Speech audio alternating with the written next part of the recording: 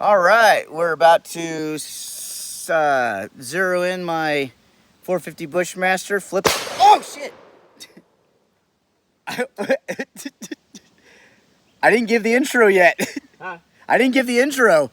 I was like, wait a second, let me give an intro. I was where I wanted to be was the reason I went ahead and shot. I was like mid-sentence and I was like, oh shit! That's all right. Here we get it. No, I was steady and had the perfect sight picture Whew. Well, you scared the shit out of me. and like that. When you're doing that, whenever you're dead on, hell, don't hesitate, because if you pause and try to regroup, anyway. Don't mind me, I just shit myself. No big deal. Oh, it's there at the bottom. God, that's a distinctive hole. Okay. That's the size of the freaking. So, I've got to go down with the front post. For the Same hole. zeroing in. Get ready to go.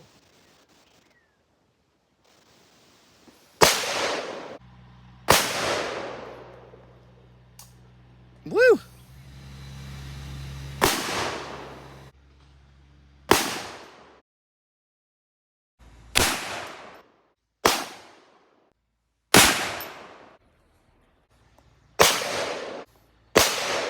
Woo! Good enough. Yeah. Cause I know. Shot too. Yeah, just like the last one. But hell yeah, that's damn, that's good. Those two are good. There ain't nothing that needs to be done. Putting the sights on the Beowulf. I'm gonna Woo! go ahead and center up the if it's not already centered. Oh shit, here we go. We about to do our first attempt at sighting this Beowulf. Okay, are you recording? Send it when ready, I guess. Here we go. Goodness gracious. Get ready to go hot. I expect chaos. Okay, going hot. God damn. Wow! Knock him out, John. How was that? Yeah. Woo. How much did that have more kick than the Bushmaster? Oh yeah. Huh? God almighty. That's where I was aiming. That's how you sight shit. You sight it once and it's already on point. That's where I was aiming. That's fucking funny. I mean, no, that's where I was aiming. I'm gonna shoot one more. That's awesome. Testify to that. I'm gonna shoot one more and make it. I'm gonna testify to that one, but I ain't gonna do nothing. Because I held a 6 o'clock hold, and I know that all I've got to do. Let me see if I can do it. That's funny. And then you can take over. All right, send it. God damn. So anyway, you let me mark that, and you shoot 3 rounds. Okay. You just aim for here. You can see that, can't you? Yeah, I think so. Okay. Depending on what time of day it is. I was making sure that the sights are dead on for the average person the way they sight it. And were you aiming the same way you set up the Bushmaster apertures? Yeah, I was. Okay. More or less. You and I are pretty close, but anyway, that there'll help you see it somewhere. Yeah, that's the contrast of the white and orange is doable. It's when the orange blends in with the green and the brown that I can't. I can go get a black stick on and put there if you. No, that's good. Okay. And I can cut and I can actually see the holes that you have in it, which is interesting. Damn, the fucking windage is dead on. Yeah, jeez. Well, what did it take 5 minutes? All right. Okay, Dan's on the 50 Beowulf, his first virgin voyage. Woo! God damn! That's the first gun we've shot that I actually felt that in my. Yeah, it's got some ump to it. I mean, I felt the other ones, but like that one had some. Like that one made me feel like I got hit by a heavyweight.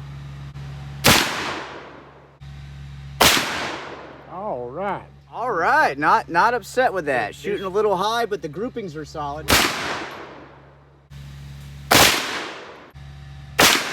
second shot, you throwed the shit out. Yeah, I did. I was watching you. It hit my collarbone.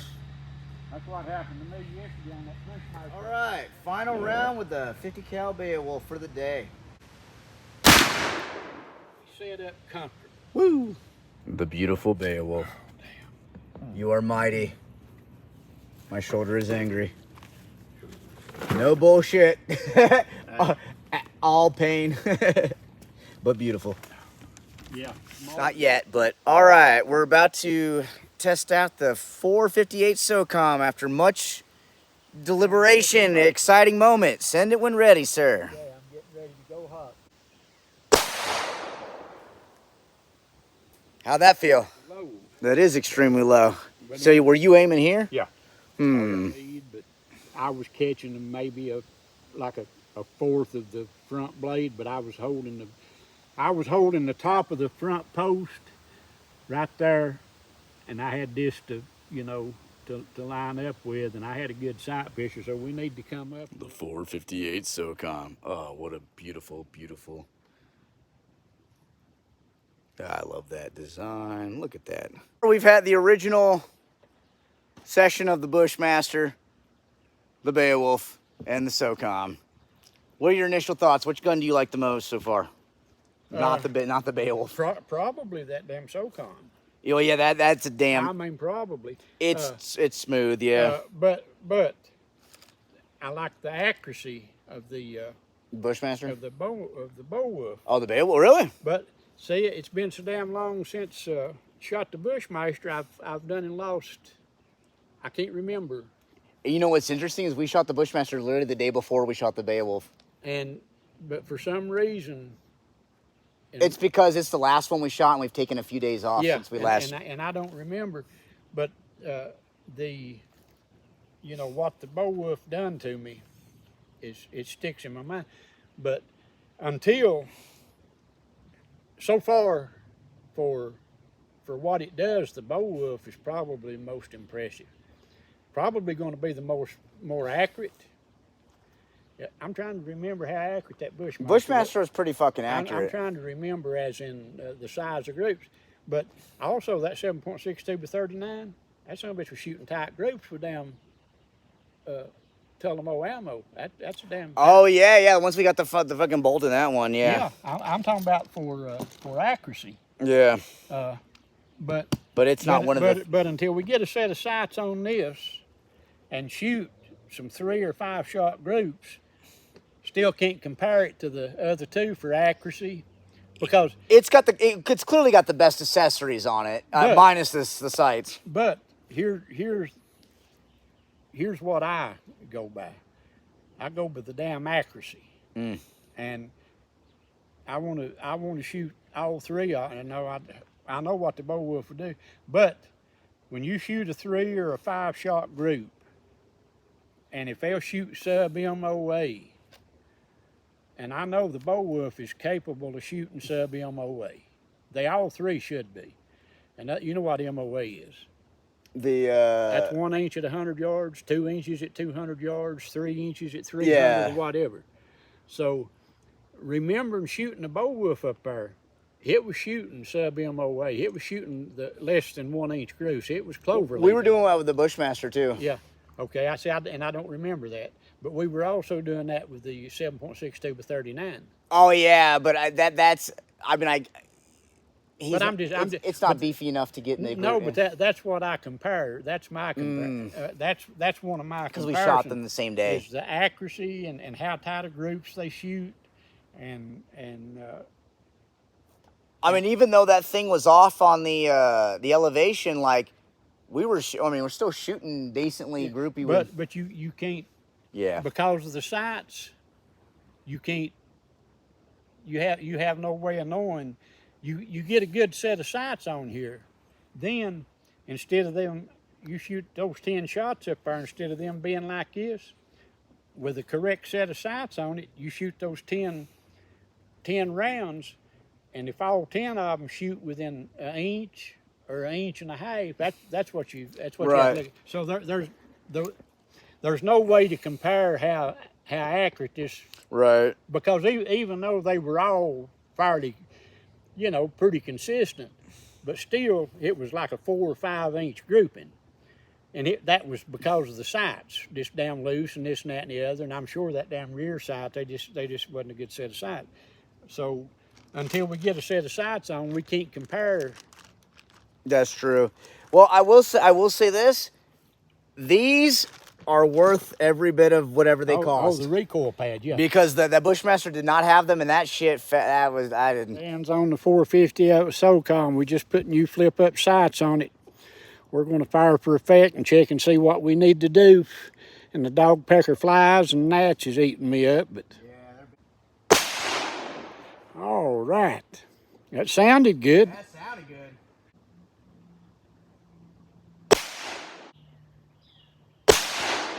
All right. All right. Is yeah. All right. There.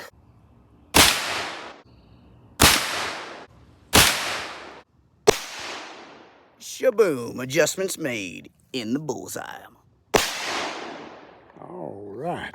Boom. So I maybe went over a little bit too much because we had this. This was pretty much where we wanted it, and then we moved it. So I guess I'll either move it back. But yeah, I mean, I think that's the right height. How much more ammo have you?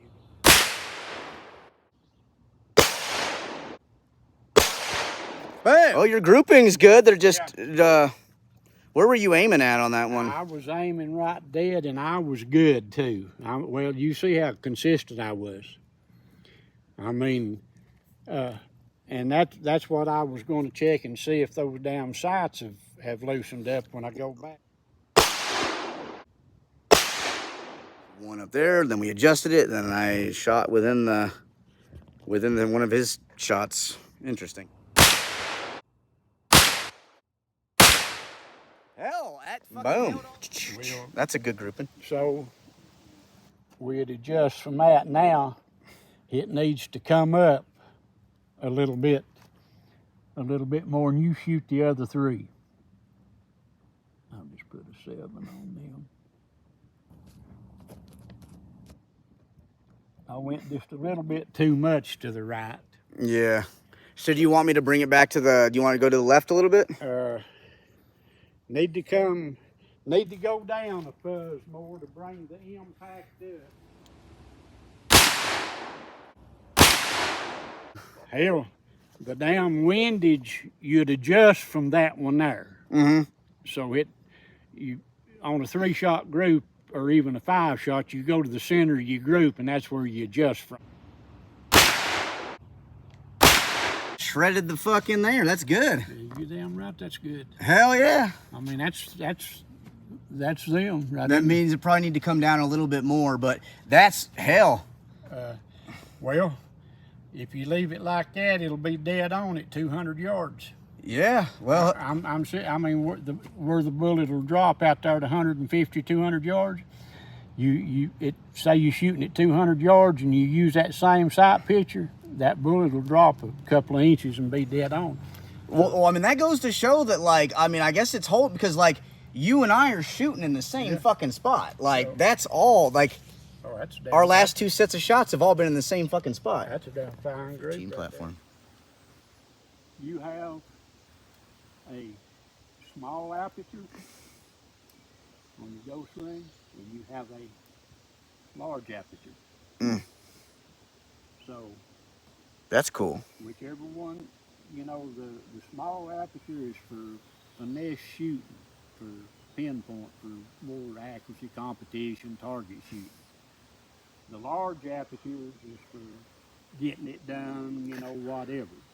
But if you zero it with the small aperture and put it hitting the target at 100 yards, and then you turn around later on and you switch apertures, your impact of the bullet is going to be 4 to 6 inches off. So I always zero mine with the small aperture. The baby sights, yeah.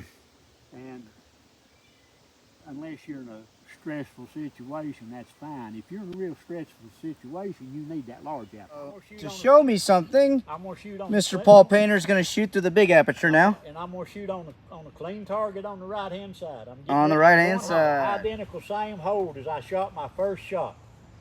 All right, so we originally zeroed with a small, now for the big aperture, and you're going to shoot Going hot. the low part of the diamond. Going hot. Send it when ready. Woo! God damn. Yeah. And that Was that a double? is a double. That is a close double, but you can see now. Yeah. Don't stick it. Oh, I was going to say, I can see it though. Don't stick a finger in it, but look at them. Now that is a close double, but still you can tell the double from Oh, the I can see it from the back. You can see the two different. I know, that's what I was saying. That's a. Damn. But I thought were you aiming for here? I was aiming for here. That is the difference And in switching apertures. And okay, if you had a zeroed it to begin with in the big aperture, which what I just shot with, and you'd have held it here, it would have shot low, so we'd have had to adjust it, the front sight, to make it, to get it. I don't even like the big aperture. But it has its usage in combat. The small aperture is for finesse shooting, target shooting, competition, or whatever. The big aperture you've got bigger to look through to shoot at a target at 30 or 40 yards. In other words, you're shooting at a man running and trying to look through that little bitty tiny aperture. It's hard to get on. You got the big aperture. You can see the front post on the man out there. Also, if you got multiple people, you're like, just get me someone in the crowd. But the big aperture, you come up, you've got a bigger space to view through. You can see more. And on the small aperture, you have to really get down and sight through it to pick up your front post, because you've only got that little bitty tiny peep sight. And then with the bigger one, you get on it faster and easier and better, and a whole lot quicker and all that shit. But that's what I was talking about. You always remember, if you zero with a small aperture, then you change over, and say you wanted to change and your eyes get to where you can't see through that tiny aperture, and you have to switch to the bigger aperture to shoot it all the time. You have to re-zero it for the larger aperture, because if you shoot the same hold, you get your same sight picture in the same hole, look at the front blade at the same spot. But as long as your eyes are good and you're shooting like we're shooting, I prefer the small aperture. But if I was in a stressful situation, I want that big aperture, because you can get on quicker. Acquisition, you target quicker with a big aperture. You shot a good shot. When that trigger breaks and that round goes off, it's a total surprise to you. That's the way it's supposed to be. Well, good, because that's happening. You're never supposed to know when it's going to go off. If when you flinch, you're flinching. You're fixing to pull it. Yeah. So what you need to do is start taking up slack. Start squeezing that trigger gently.